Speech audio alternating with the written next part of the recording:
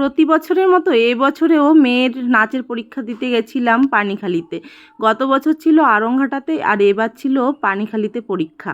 8ই June ছিল পরীক্ষার দিন, তো সেদিন গেছিলাম পরীক্ষা দিতে। আর সকালবেলায় যেহেতু আমি পারবো না সব কিছু সামলে, রান্না বান্না সংসারের কাজকর্ম ছেড়ে মেয়েদের সাজানো আমার পক্ষে কঠিন হয়ে যাবে, সেজন্য ভেবেছিলাম পার্লার থেকে সাজাবো।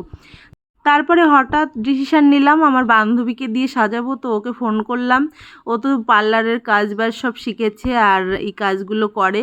সাজানোর শেষে যখন বললাম পেমেন্টের কথা, তখন আমি যে একটা তাড়া খেলাম ওর কাছে। আর বলছে, দিদি আমার সম্মানটা তুমি রাখলেই না।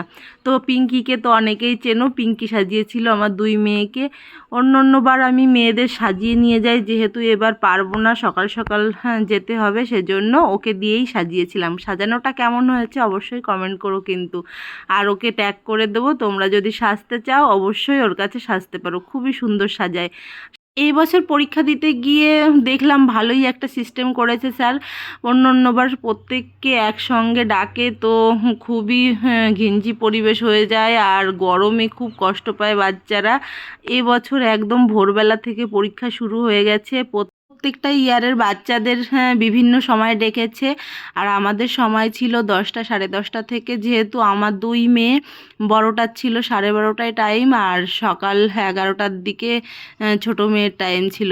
তো যাই হোক, আমি চলে গেছিলাম 11টার মধ্যে ওখানে। যেহেতু আমার 2 মেয়ে, সেজন্য আমার সব জায়গায় একটু সময় বেশি দিতে হয়। আর ছোট মেয়ের পরীক্ষা হচ্ছিল, আর যেহেতু পরীক্ষার ব্যাপার সেজন্য তাড়াহুড়ো তো কোনো ব্যাপার না, যখন ডাকবে তখনই যেতে হবে, সেজন্য এখানে বাচ্চারা ওয়েট করছিল। এবারে সত্যি সিস্টেমটা খুবই ভালো লেগেছে। দেখো কতটা ফাঁকা, এতটা ফাঁকা কিন্তু থাকে না, প্রতি বছর খুব ভিড় থাকে জায়গাগুলোতে। বাচ্চারা পরীক্ষা দিতে ঢুকে পড়লো ভেতরে আর আমরা বাইরে বসেছিলাম। প্রত্যেক মায়েরই একই অবস্থা হয়, কারণ দেখো বাচ্চারা যদি পরীক্ষা দিতে যায় হলের বাইরে মুখ দিয়ে তাকিয়েই থাকি, কি করছে বাচ্চারা আর ঠিকভাবে করছে কি না, এই টেনশনগুলো কিন্তু সব মায়েরই হয়। আর ছোট মেয়ের পরীক্ষা হতে হতে প্রায় 3টে বেজে গেছিলো। তারপর খাবার এনেছিলাম, ওদের খাইয়ে দিয়েছিলাম। এরই মধ্যে আমার বড় মেয়ের গ্রুপের সব বাচ্চারা চলে এসছে আর ওদের জন্য আমি রেডি হব।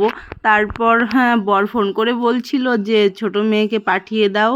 আর আমার যা গেছিলো, এই যে জায়ের মেয়ে ছিল, তো ওর কাছেই আমার ছোট মেয়েকে পাঠিয়ে দিয়েছিলাম। আমরা টোটো ভাড়া করে এসছিলাম সবাই মিলে। আমি আমার বড় মেয়েকে নিয়ে থেকে গেছিলাম আর ছোট মেয়েকে নিয়ে আমার যা অন্য বাচ্চার মায়েরা বাড়ি চলে গেছিল।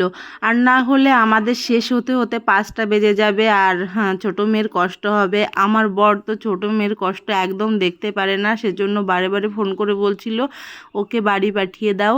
তো ওকে আমরা পাঠিয়ে দিয়েছিলাম। এখানে চেঞ্জ করা হচ্ছে বাচ্চাদের, তো চেঞ্জ করার পরে ফ্রেশ করিয়ে তারপরে পাঠিয়েছিলাম। আর বাড়ি থেকে কিছু খাবার নিয়ে এসেছিলাম, সেই বাচ্চাদের খাইয়ে দিয়েছিলাম। আর বড় মেয়ে এখন পরীক্ষা দিতে ঢুকবে, সেজন্য রেডিও হচ্ছিল।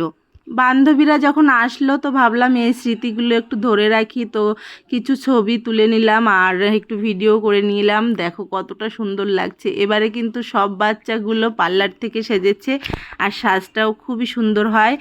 এখানে আমাদের অন্য বাচ্চাগুলো সেজেছে আমাদের নলডুগারি সুধাদির পার্লার আছে, ওখান থেকে। ওই দিদিও খুবই সুন্দর সাজায় আর আমার মেয়েকে তো সাজিয়েছে আমার বান্ধবী। আমার তো মনে হচ্ছিল এই সাজগুলো দেখতেই থাকি, ওদের দেখে যে এত মিষ্টি লাগছিল, ভীষণ সুন্দর লাগছিল। বড় মেয়েদের তো পরীক্ষার রুমে নিয়ে গেছে, ওদের পরীক্ষা চলছে আর আমরা এখানে বসে বসে ওয়েট করছি। তো যাই হোক, মায়েদের গল্প এবার কিন্তু বেশ সুন্দর হয়েছিল। যে কজন মায়েরা ছিলাম সারা দিন শুধু গল্প করেছি। তারপরে একটু চলে আসলাম বাইরে, বরের সঙ্গে একটু কথা বলতে এসেছিলাম, সেজন্য বাইরে এসে কথা বলছিলাম। শেষে আজকে মেয়ে বায়না করেছে, মা আমাকে হাত দিয়ে খাইয়ে দাও। আর ওর হাতে ছিল আলতা পরানো, তো সেজন্য বলছে মা আমি হাত দিয়ে খাবো না। আর আমাদের বাড়ি ফিরতে ফিরতে বিকাল 5:30 বেজে গেছিলো আর এভাবেই আমাদের দিনটা কিন্তু কাটলো।